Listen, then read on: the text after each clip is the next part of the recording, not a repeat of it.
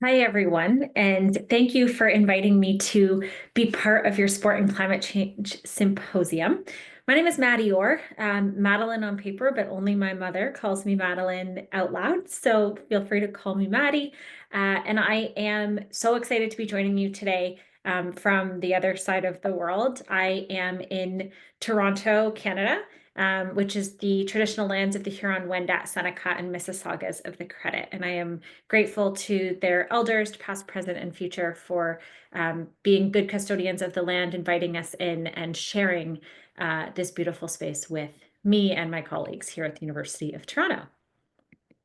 A little bit about me. I am an assistant professor of sport ecology at the University of Toronto, which means sport and climate change is my full-time job, my full research area. And I'm the founder of the Sport Ecology Group, which is a nonprofit organization based in the US, actually, registered in the US, that's a nonprofit of academics for academics and for sport, which basically means we are a bunch of professors and lecturers at different institutions all around the world. We're in 8 different countries now, who study sport, climate change, sustainability, adaptation, mitigation, those kinds of things. And we work with partners of all sorts to help them navigate these challenges and find solutions. So a lot of applied research. I have also worked with and advised a number of sport organizations, everything from Formula One teams to National Olympic committees, to international sport federations and the UN. I've had a lot of fun with this, and part of what I love about my research and about the career that I get to have is I get to work with so many different people and problem solve around something that is really tricky and can often be really heavy. So my goal today, and you may have noticed from the title, is to talk about the good stuff, what we can save with climate change, what we can achieve if we are smart about it, if we work together, and if we think a little more creatively than the kind of traditional sustainability thinking of reduce your emissions. That's important. It's just not everything. And so I like to start from this very kind of easy and simple proposition that the environment is important for sports. It has always been important for sports. It will always be important for sports. And we don't often think about how connected we are to the natural environment, largely because I think, sport has come a long way from its origins. Surfing started on, the shores of Polynesian Pacific Islands as an indigenous practice for leisure, but also for like spearfishing and other forms of survival. We have seen, most boating activities come out of similar transport goals. We have seen rock climbing grow out of kind of an alpine practice around leisure as well. And it's become a sport. So we've seen a lot of very kind of unique engagements with nature become sports. And as they've gotten more and more sporty, we call it sportification or artificial, we've moved away from nature a little bit in some cases. And that's created a bit of psychological distance from the natural environment, and especially for indoor sports. So basketball, for example, and gymnastics both started as outdoor activities and have for decades been played indoors. But there is still a lot of connection there and a lot of connective tissue through resource that we can think about when we think about sport and the natural environment. Obviously, as climate change worsens, we can't take anything for granted anymore when it comes to that natural environment. So we can expect to continue to see things like wildfires and smoke, urban pollution from manufacturing, transport, etc. We can expect more heat.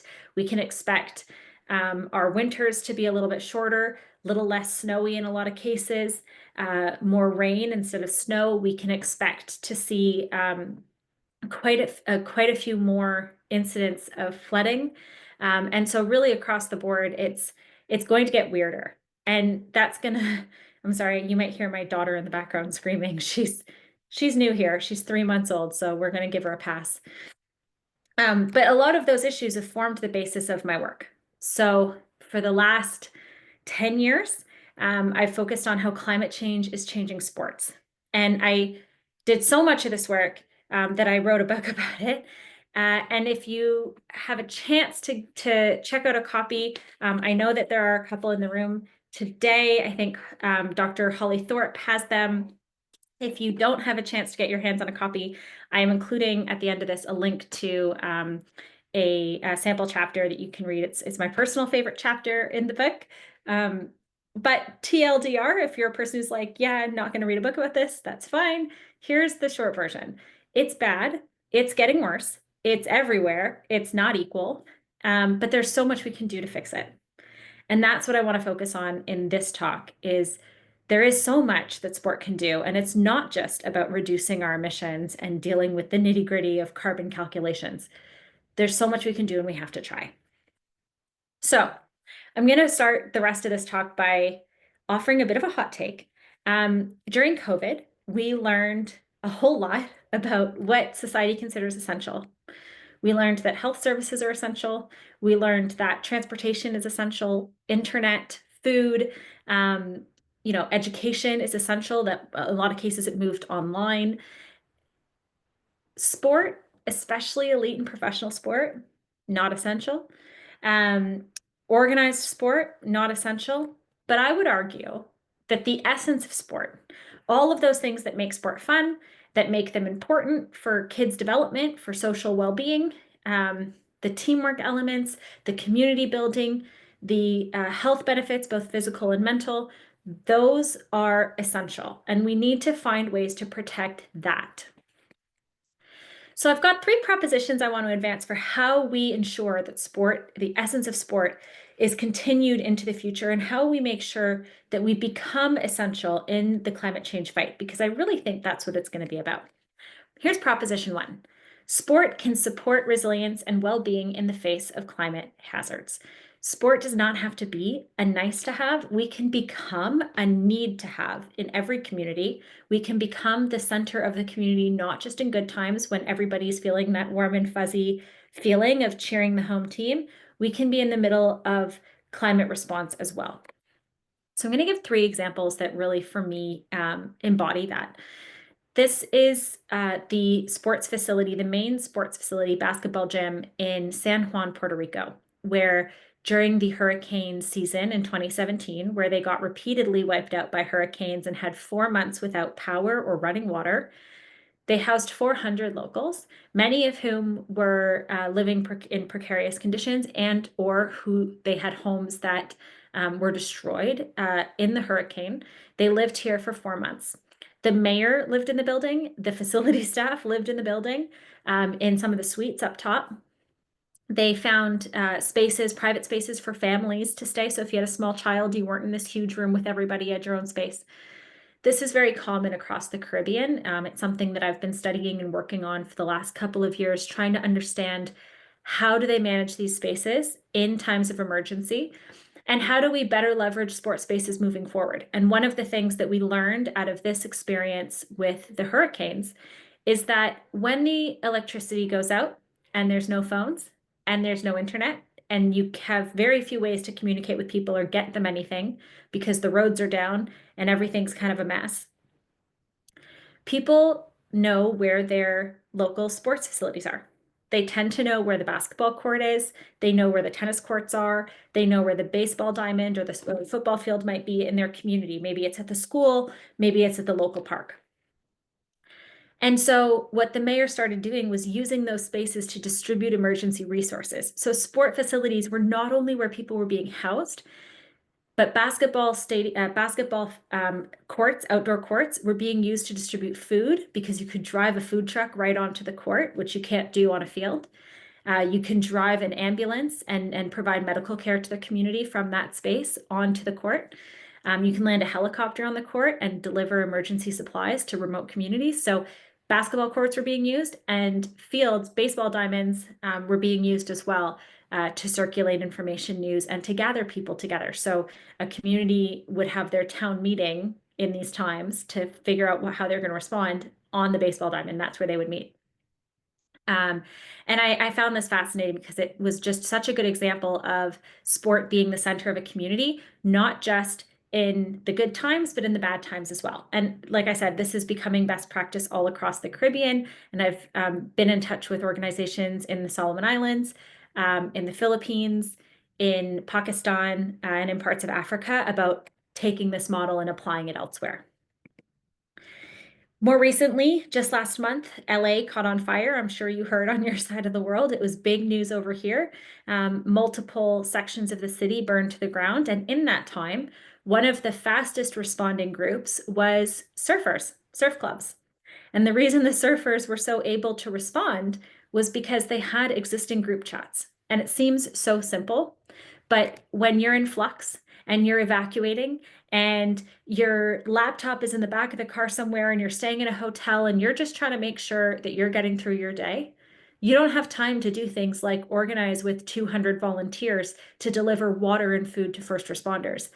But the people in the next door neighbor community who already have existing group chats and already have that social infrastructure built because of their clubs, they can activate quite quickly. And that's what happened. So surfers in the area became some of the fastest responding groups and turned their little surf club into a pretty big operation, getting water and food and supplies. So you can see here in the picture on the right, some, toiletries, that kind of thing, to responders on the front lines to get it into the hands of firefighters who were fighting the fires day and night.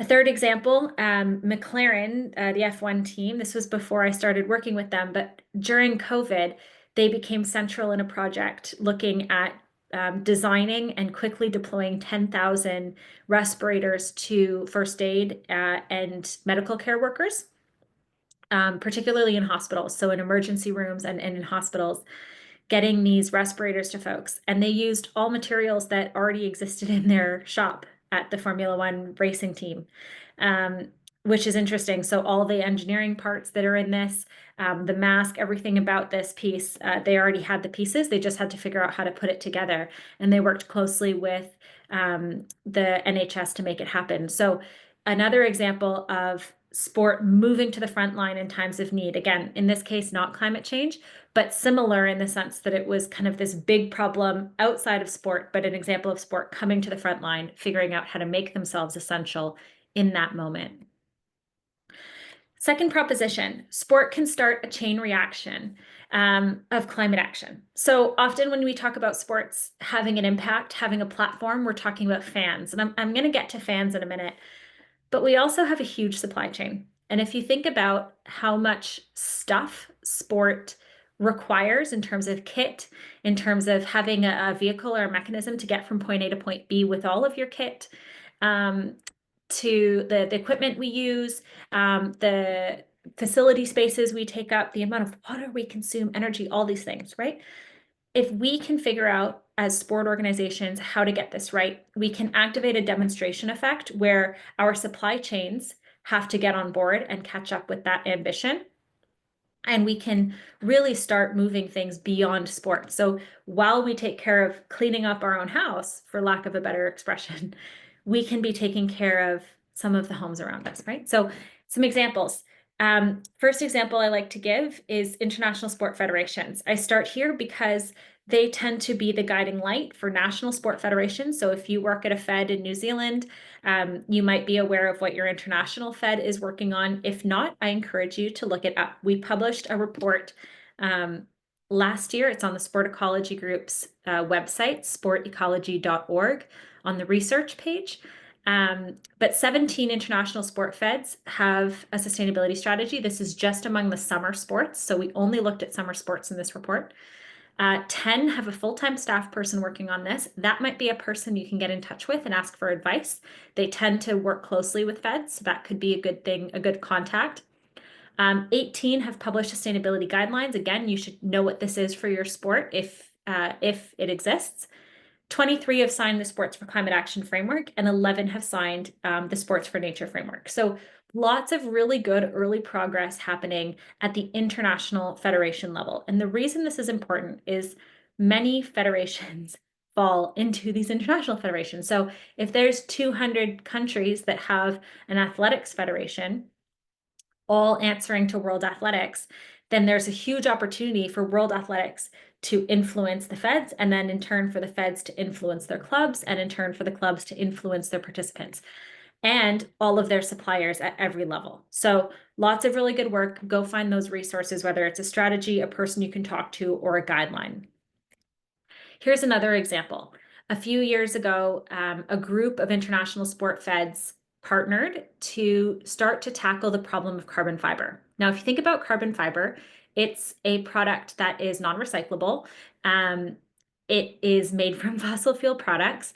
It's a good product for sport because it's very light and very hard. So it works great for boats, skis, rackets, bikes, you name it. It's probably got carbon fiber in it. But it can't be repaired as of now. The new innovation that's been taking place is International Tennis Federation, Biathlon, Cycling, a few others have gotten together and partnered with a composites company, a research company, to see if they can recycle carbon fiber. And they figured out how. So starting in a couple of years, this is going to be hitting the market. What they figured out is they can take parts of broken components. So for example, a racket, they can crush it into very kind of small pellets of carbon fiber. They can melt and stretch that carbon fiber slightly. So again, they can only do so much, but then they can affix all those little pellets to a strip of adhesive and turn it into carbon fiber tape. And because the fiber sits on the adhesive in a certain way, it becomes a pretty indestructible tape, really, really hard to rip, which makes it really, really good for fixing carbon fiber products. And the result is that you have carbon fiber products that can now be repaired. We're probably not at the point of repairing boats yet or bikes because those are obviously going to need a lot more attention. If they break, it could be a safety issue. But for something like a racket, especially for a novice or amateur player, this could be a great solution, or something like a ski pole, right? If you're thinking about your supply chain, feels like too much right now, I would point you to the IOC Sustainable Sourcing Guide. It's a few years old, but a huge resource, a really, really good place to start. Okay, Proposition 3, now it's about the fans. Sport can be used as a platform for climate communication and education. And in particular, I want to focus on the people involved in sport. So my personal theory of change, the reason I focus on sports in my research is not to solve sport. I'm not trying to save sport into the future, although if that happens, that would be pretty cool. That'd be a great outcome. But that's not my main driver. I'm interested in societal change. I'm interested in protecting as many people as possible in a climate changed world. I'm interested in preserving health and well-being in a climate changed world. And if sport gets us there, great, I'm here for it. So I use sport as a tool to talk about bigger, broader things. And in this case, it's climate change. And we know that this is happening. So some really cool examples, some that are close to home. World Athletics surveyed their athletes a couple of times in the last few years and found that 77% were extremely or very concerned about climate change. They took that piece of information and they invited athletes to be part of a training that I was involved with helping to develop and deliver on climate change. And we taught athletes to talk about it. So in an hour and a half, we gave like a very fast overview of what climate change is, what's real, what's not real. Here's maybe some tips and tricks for how to talk about it. And Eliza McCartney became one of our first athletes to raise her hand and participate in this. And she has since gone on to be part of a number of campaigns for World Athletics. Pole vaulter from New Zealand, deeply passionate about the environment. And it has been so much fun watching her use her platform to communicate with people. And it's really, really landing. And we've seen this working across sports. I was a little skeptical for a while that athletes would be seen as credible on issues related to environmental change and climate change. And so I actually ran a study last year looking at, I surveyed, I guess the better way to explain this is I surveyed Americans who are fans of sport and who are not fans of sport. So a very broad swath, big sample. And I showed them a number of social media posts by athletes, including the ones you see here. And I got permission from all of the athletes to do this. So there was a professional footballer, a professional baseball player, a skier, an Olympic champion snowboarder, a volleyball player, and so on. And we asked the respondents in the survey to basically rate these athletes on credibility, on authenticity. Do they believe them? Will they follow their lead? Does this seem like an unimportant thing to them, like a brand post they don't care about, or does this seem like a real concern of the athletes? And what we found overwhelmingly is that people believe them. They find them credible. They find them authentic. They were willing to listen. And actually, they found the athletes more interesting, more credible, and more authentic than scientists, which is embarrassing for me, but great for athletes. So this was a great finding. We are continuing this research and building it out in other markets. And if there are any academics in the room who want to study this in the context of Oz or New Zealand, get in touch. That's my next big project. But we're curious about how the audience receives this kind of messaging so that we can give better advice to athletes about what exactly to say. And again, we are giving these trainings all around the world. Adidas just ran one for all of their sponsored athletes in Europe, Middle East, and Africa. And there's some pretty big names on that list, including entire national teams, Arsenal football, Steph Tsitsipas, the tennis player, quite a few. So it's fun to see it growing and gaining momentum. Here's a really fun, just quick example. Canada Bobsleigh is sponsored by an organization called Canada Action. Canada Action is a lobbying organization for oil and gas. Now, one of the athletes is an environmental engineer by training, and he found out about this new sponsorship and was pretty upset about it. And he decided to do some guerrilla marketing of his own at the championship this past weekend, or sorry, at the World Cup. So he took, you can see in the middle of the screen here, I heart Canadian energy on the side of the sled. He went and got an extra sticker printed that says from renewable sources to put underneath that statement. And so he did that just this year, and it went up at the last World Cup and definitely raised a lot of eyebrows on this side of the world. In your own backyard, Marcus Daniel is a tennis player. I think he was a bronze medalist in men's doubles in Tokyo and just a really nice guy. He started high impact athletes a few years ago to help athletes find opportunities to use their winnings, their earnings, to contribute to causes they care about. And so it's more of a charity project, but really impactful, really interesting. And these athletes become very well versed in the projects that they're giving to, and that makes them better spokespeople for the causes they care about. So really kind of good project piecing together what athletes care about with their funding, with their platform, and kind of across the board ensuring that they're resourced to do that. They have the tools to make an impact. For those who might be an academic in the room, I would encourage you to do public scholarship just because the athletes are more credible than we are and more well liked publicly. I think the world needs to hear from us, and we need to be putting our faces where or into these conversations as well for the sake of lending a bit of credibility, but also because I think we want to make sure that we're giving athletes a platform. And part of that platform is making sure they can point to things and say, this is where I learned it. And so we've got to be out there having these conversations, making ourselves available. I started doing it a couple years ago. I have stage fright, so it's actually kind of nice that I don't have to be in front of you right now and I get to be on screen. But it's worth doing. And if you're not sure where to start, or if you want to start and want some advice, or if you have lots to say and like not really sure how to get it into the media, do email me. My email's at the end of the presentation. I've got media lists I can share. I've got tips and tricks I can share. I've got resources on how to kind of get into the biggest outlets because they want to hear from people like you. If you're just getting started in all of this climate change stuff and you're really not sure beyond today's exercise on what exactly to do, here are two resources I can't recommend strongly enough. The first is Carbon Literacy Project. It's a Manchester, UK-based charity. They have started an 8-hour professional development training for sport professionals. It's called the Sports Toolkit, I believe. And if you Google carbon literacy sports toolkit, you'll find it. It's an online training, or you can pay them to zoom into your organization and deliver it for your organization, and get everybody certified as carbon literate.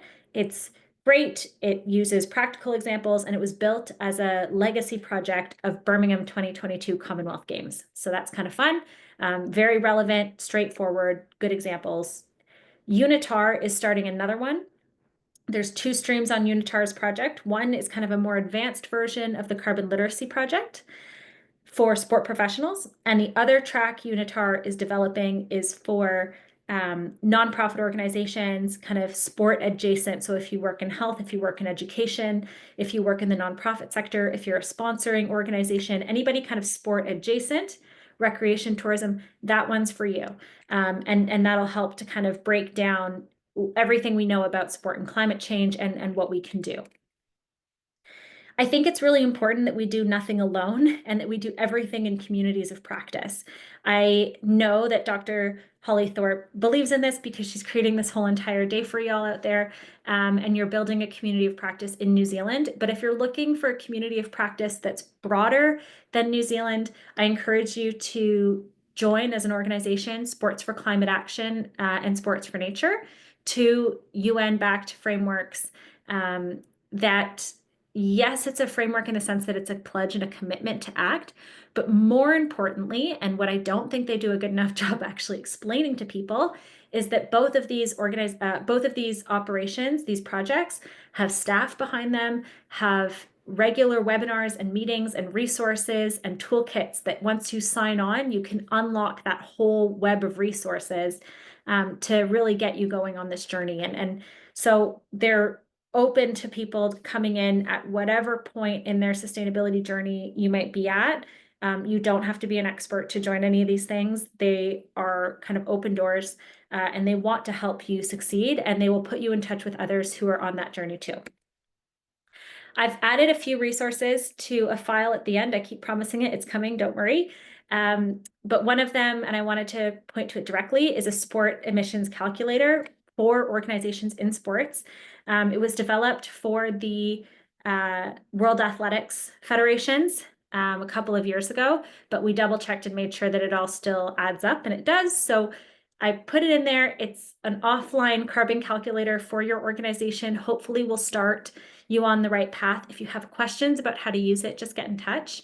But I give this with the caveat that we can't spend too much time measuring. We've had like 20 years to measure. We know some things about sports already and what the biggest impacts are. We know the biggest impacts in almost every case is going to be travel and transportation and shipping. We know that the venues that we use in sports have way too big an energy and water footprint, and that we can also reduce that. And we know that our supply chain has a huge impact, and that we can make some real impact in our supply chain, like I talked about before. So if all of this measuring your carbon footprint stuff seems overwhelming, don't let that bog you down. You don't have to focus all your attention on measuring this stuff. And the analogy I like to give is, if you discover you're driving off a cliff, are you going to spend all your energy figuring out how fast you're going, or are you going to spend your energy hitting the brakes and turning the wheel away from the cliff? We have time to hit the brakes. We know what to do to hit the brakes. Reduce travel, find ways to source locally, use that sourcing guide the IOC produced, talk to each other, find solutions about sharing spaces and sharing equipment, so that we don't have to get everything from scratch every single time we host an event, for example. We can share volunteer t-shirts, that kind of thing. So if you feel like some of this work is a bit pedantic, I agree. And I know it can be really frustrating sometimes. And I just want to leave you with this idea that, like, we can just decide to be part of the solution. We don't have to keep measuring the problem. We don't have to keep doing that. Some people should, the academics in the room, yes, keep doing that. But if you're working in sport, the most important thing you can do is just start reducing emissions and moving to the front lines to be part of the solution. So to get all of these slides and all the resources I promised, this is the link you're going to use, shorturl.at/Q11 capital T capital B. You should find everything you need. You'll find my contact information as well. If I can help at all, please let me know. I'm here to support. I will connect you to folks if I can. And I don't know a lot of things in this space, but I will find someone who has the answer if I don't. I also want to share this picture with you as a last kind of thought.